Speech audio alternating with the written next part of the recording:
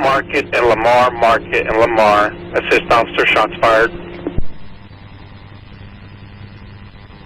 Okay, code 3, stay off the radio, officer down.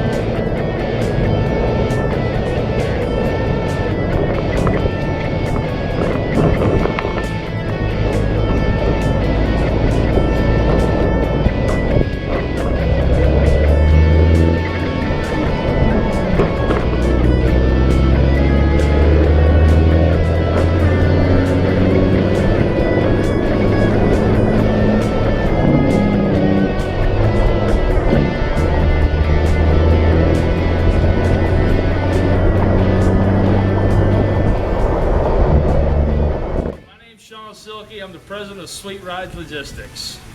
Well, tell me a little bit about your truck then. Well, it's on the ground. Yeah? What year is it? It's 2005 T600.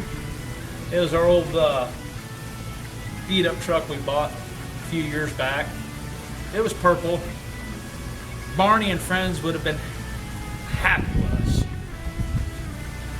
But I didn't care for the color, so we had to change it up a little. We had a couple other colors. We had a color all designed up for this truck. Our guy over there at Alpha Graphics set us up with told us they had a new camo pattern come in. Went down there, checked it out. We really liked, me and the wife really liked the camo pattern. So we ended up having to throw our plans away with the paint scheme we had and pick up on a new one to match the camo. It may sound crazy, you get a camo pattern to match your paint. Who does that, right? Well, I mean, a lot of people know your truck though because they're very distinctive in that aspect. So that's what makes it cool, I think, anyways, as far as Sweet Rides Logistics goes. What kind of motor do you have in it? We got 550 cat in there, twin turbo acert C15. It's been painted 3 times, or it's got 3 different coats of paint on it. They put it together so much, then they got to paint it, then they got to put it together, they got to paint it. Because what happens is if they don't, if they just throw it all together and paint it, you're going to miss spots.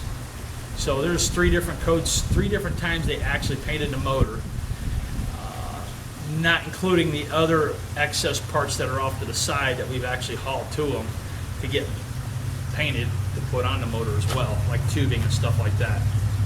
Where we actually run from is Washington, Oregon, back down to the Texas area.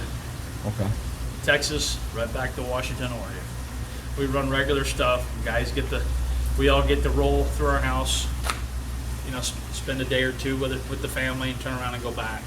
Kind of depends on how the guy wants to run, or some of the guys take their time and they don't choose to go home, and they like what they do and they just take their time with what they're doing. And some guys, they get loaded up and they head for home, Where do you get all the lights from that are running on your truck and your trailer? Oh, I get them from the store. I get them online. I get on the computer thingamajigger with all the little numbers and letters on it. The QWERTY keyboard. There you go.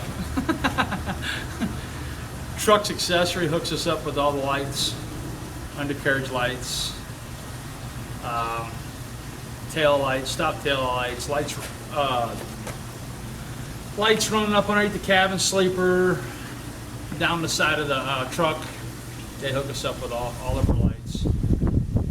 Lifetime nut covers. We go for their signal lights, which we have one of them hanging off the corner of the bumper there.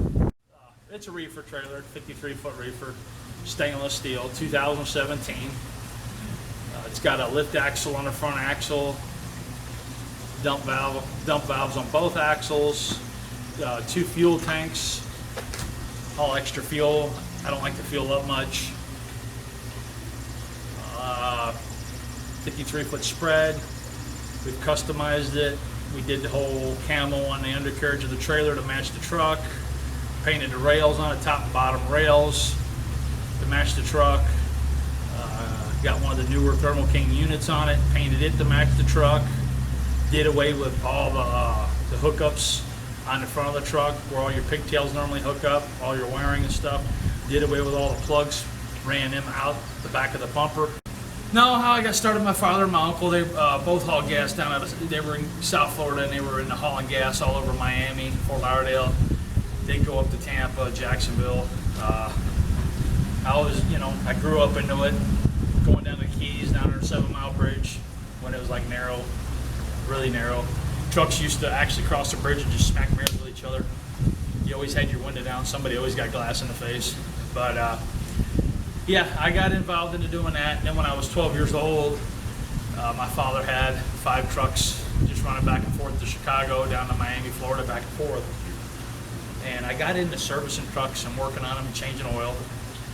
Well, in between the time of trucking, my father, he would either do drive truck or he'd get into ships, welding and fabricating. So, I always loved the trucks and always loved the welding and fabricating and into stuff, and I always liked the work on the trucks. I changed oil, I greased them, changed alternators, wiper blades, I washed them. That's how I started making a little bit of side money here and there, was working on these trucks. Then as I grew up, I got sidetracked off to building houses, and I built houses and stuff like that for a short time. Then when I got old enough to drive truck, I started hauling logs down in Florida. So I was a logger down there, and I hauled logs there for about 3 years. Then I was old enough to go over the road, so then I just run from Miami, Florida, back up to Seattle every week, and then going through Montana every week. That's how I ended up in Montana, living up in Montana, moving up to Montana. My wife Amy was already down there in Florida. She lived a mile from where I live down there in Florida, down in High Springs, Florida. So me and her met, and we've been together ever since, for years now, 15 years.